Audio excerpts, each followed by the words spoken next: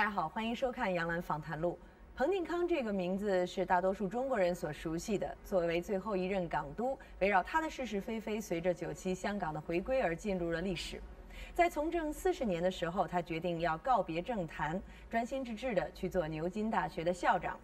这40年，特别是最近的20年，是中国乃至整个世界发生巨大变化的时间。对于这时期所发生的种种变化，在告别政坛的时候，彭定康认为自己可以更加坦率地发表意见了。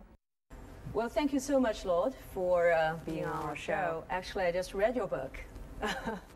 Good. Not quite the diplomat, home truth about world affairs. What interested me was on the back page, you say that this is somehow your own farewell dispatch.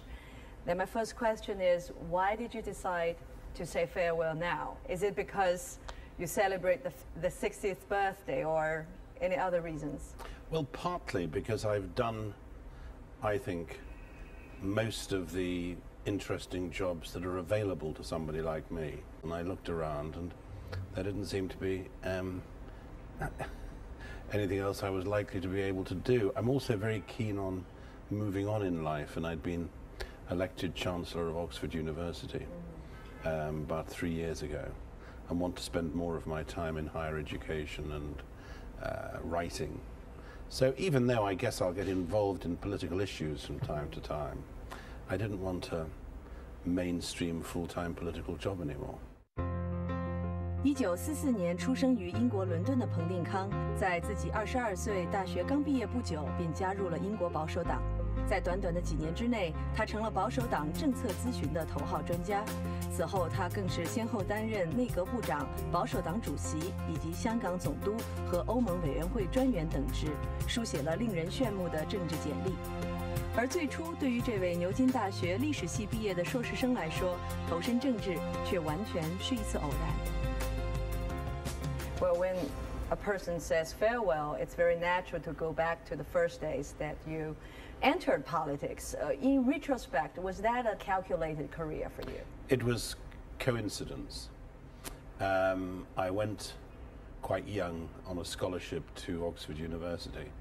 While I was there, I wasn't remotely interested in politics. I acted, I wrote, I played a lot of sport, did a bit of work, met my wife.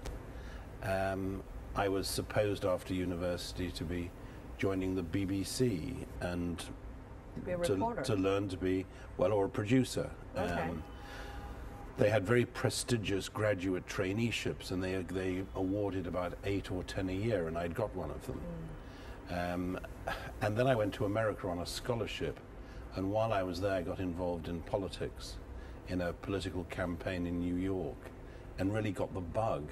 I think it's probably like the way that actors or actresses suddenly get the thrill of being on the stage. Once it gets into your blood, once the virus is there, there's not very much you can do about it. So instead of joining the BBC, I came back and joined the Conservative Party's research department, and the rest, as they say, is history. Well, among all the important titles you have held before, the governor of Hong Kong was somehow a highlight of it. Do you agree with that? Yes, it was 5 years in a remarkable city with some remarkable people.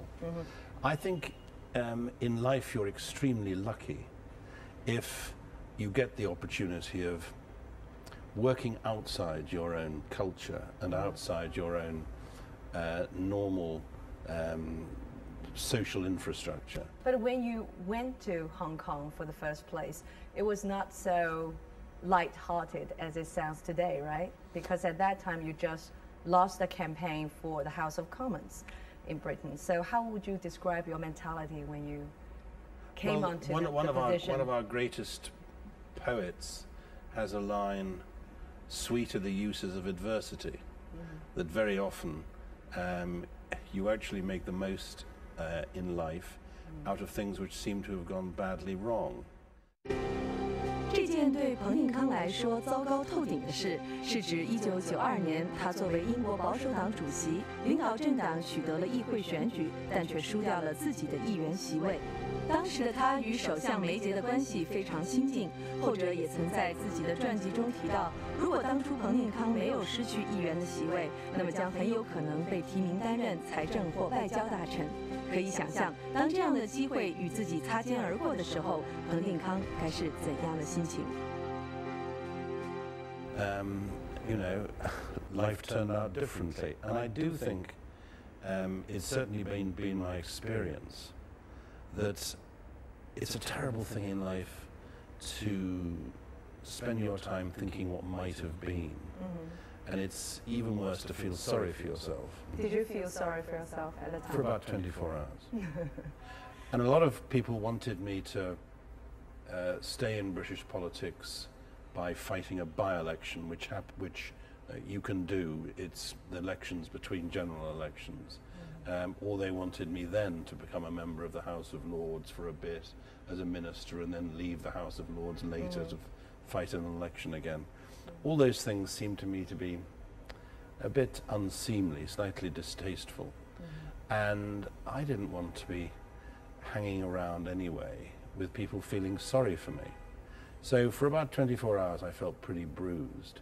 And then almost as soon as the then Prime Minister, he was consulting me the day after the election on who to put in his cabinet. It wasn't going to include me. And he said he would like me still to do a big job in politics, and he mentioned one or two, and the governorship of Hong Kong was one of them. And I pretended that I'd have to think about it. But as soon as he mentioned it, I knew Hong Kong, I'd been to Hong Kong, and I thought it was an incredible place, and I jumped at it. 1992年7月，彭定康正式出任第28任香港总督，直到1997年6月30日，香港被中国收回前的最后一天。23点59分，英国国旗和香港旗在英国国歌乐曲声中缓缓降落。随着米字旗的降下，英国在香港1个半世纪的殖民统治宣告结束。今天7月1号0点整，经历了100年沧桑的香港回到祖国的怀抱，中国政府开始对香港恢复行使主权。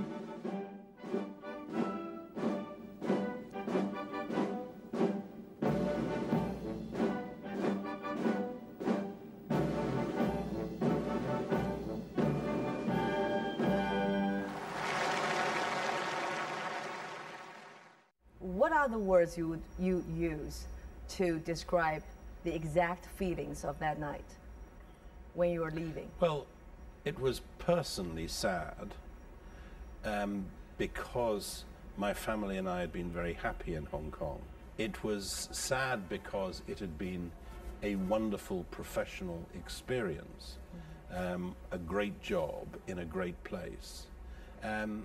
That night was the end of a historical period. That night was the end of the experience of colonialism in the world. I've found it extraordinary over the years, the number of people who seem to have seen that on television. There was a remark of Andy Warhol's that everybody's famous for 15 minutes. And I think that night made me at least notorious for slightly longer than 15 minutes. I was in a cab in New York not very long ago, and obviously a Bangladeshi cab driver, and he kept on looking in the rear view mirror. And eventually when I was paying, he said to me, "Has anybody ever told you how like Chris Patton you look?" And what did you say to him? I said, people do say it from time to time. Well, this time you also stayed a few days again in Hong Kong. What are some of the places that bring back, fond memories to you? Well, I didn't do what I think is always the most exciting thing in Hong Kong this time, which is to take the ferry from Kowloon to the island. I used to love doing that, and having dim sum at the ferry terminal, which is one of the best places to eat it in Hong Kong. But Hong Kong has, like Shanghai, it has to be said, Hong Kong has a real buzz about it. It has a real sense of, the Italians would say brio. People move fast, they talk fast, always making things happen. It's a slightly messy city, but clutter is very often a consequence of economic growth, the same in Shanghai. It's not sort of perfectly planned. When people compare Shanghai and Hong Kong and Singapore, I know which I like, and it's the two which aren't really socially engineered. It's the two which have grown up around great ports or around trade sometimes in a rather helter-skelter way. Yesterday I was answering questions from a group of 7 and 8-year-olds, and one of them said, why do they call you Fei Pang? You mentioned your youngest daughter Alice, who is now an actress, and actually she starred in a Bollywood film. Absolutely. Right? A very political Bollywood film. Oh, really? China isn't a military threat. That China's success is a huge opportunity for everybody.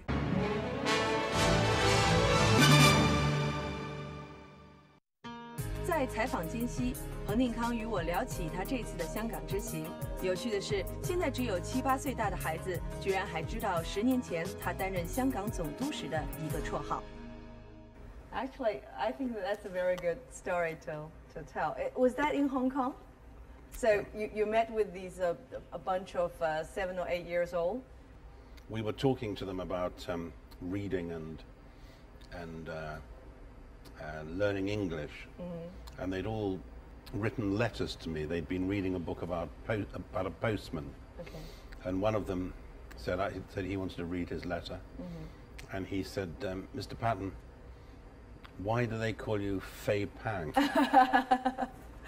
Fat Patton, right? So I said, well, look at me. No, you're not. By the European or American standard, you're not. But as compared to Hong Kongese, normal Hong Kongese, maybe. 诸如此类，东西方之间不同的判断标准和文化差异，也许彭定康在担任港督期间已经深有体会。而越是接近香港回归的日期，人们对于他的一言一行自然也就越为关注。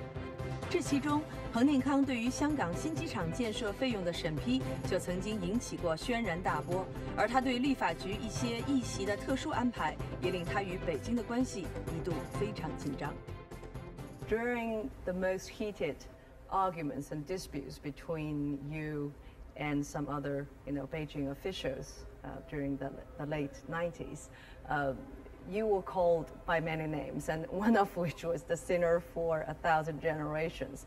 Did that make a little bit awkward for you to meet with Beijing officials again when you became the EU Commissioner for External Affairs? No, the first time I met a senior Chinese official afterwards in New York at the UN General Assembly, the Ministerial Week, he said to me very courteously, this time we must cooperate. And I said, that's what I'd hoped to do last time.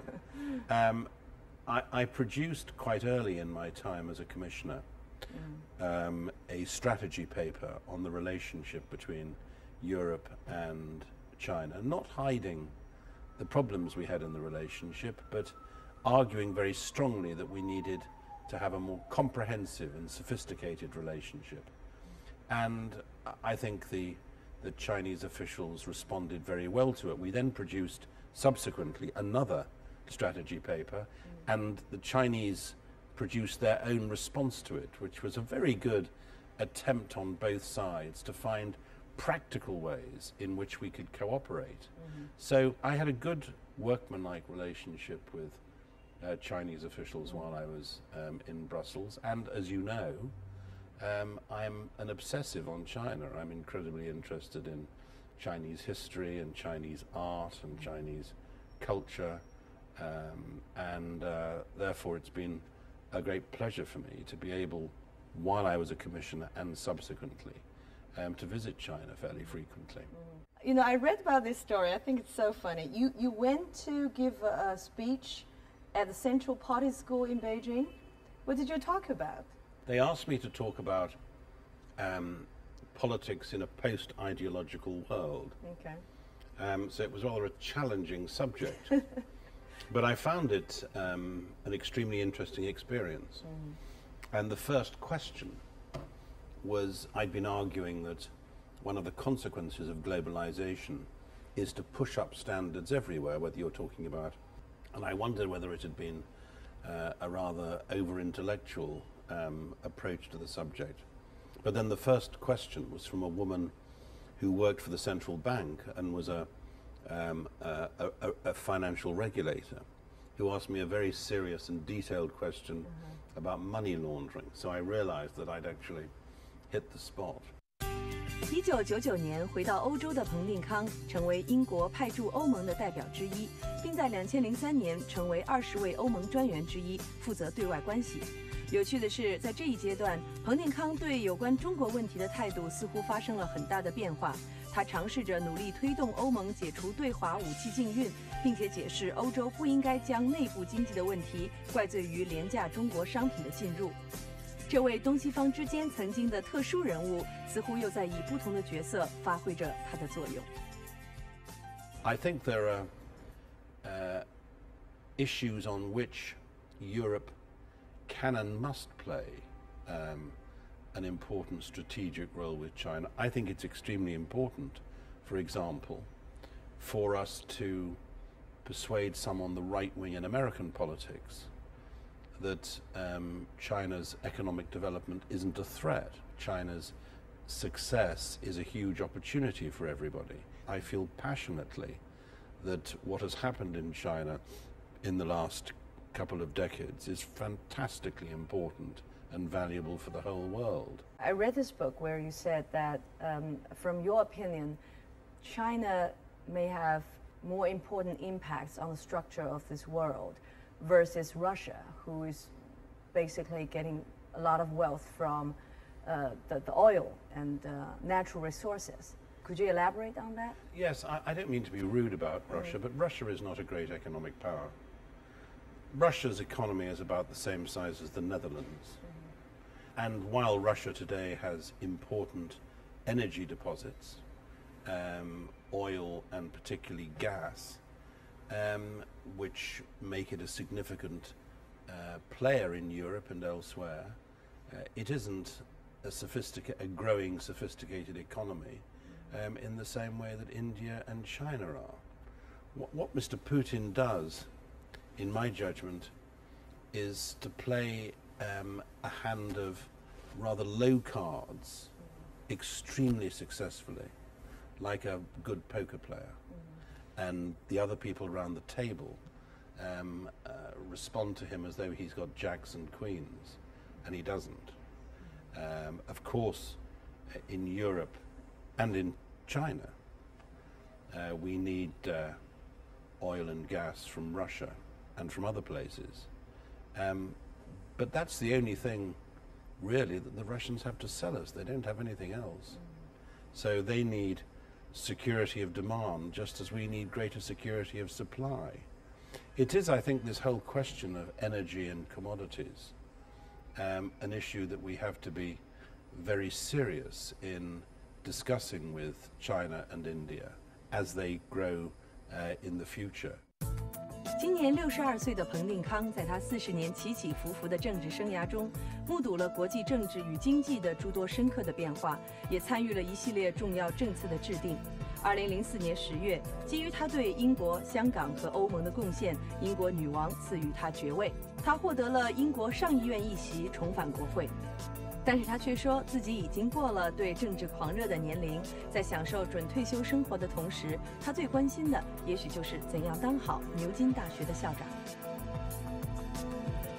You mentioned your youngest daughter Alice, who is now an actress, and actually she starred in a Bollywood film, Absolutely. Right? A very political Bollywood film. Oh, really? And I think it's very interesting. Look at this young generation. They can be born in Britain, educated in Hong Kong, and seeking a career development in India. And that tells much about this changing world. And how would you, if you look one step forward, where do you think this world is heading for this young generation? Well, I think that there are two factors which are operating. First of all, there's a sense in which the knocking down of barriers by technology is a threat to people's individuality. There are some superficial ways in which you see that. Look at the clothes kids are wearing in the street, or the music they're listening to.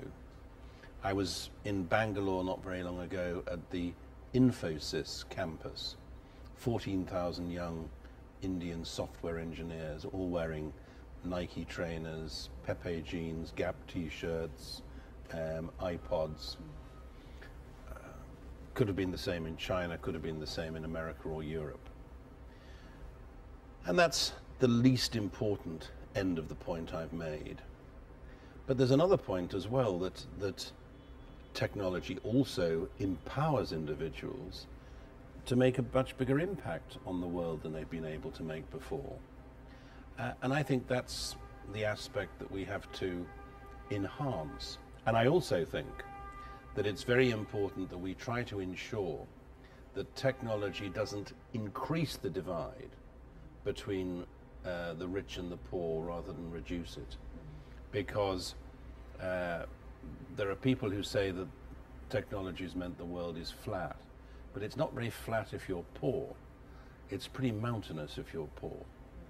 Well, as the Chancellor of the University of Oxford, does it feel good to be back on a quiet campus after all these political controversies, turnovers, and whatsoever, yes, negotiations? But don't forget that university politics is a lot tougher than the real thing. Oh, really? When Henry Kissinger was asked how he'd managed to prepare himself for the Nixon White House, for being National Security Advisor, for being Secretary of State during the Vietnam and Cambodian War, he said it was easy. I spent the previous 25 years at Harvard. Good ending story. Thank you so much. Thank you very much indeed. indeed. Thank you for your time. Thank you.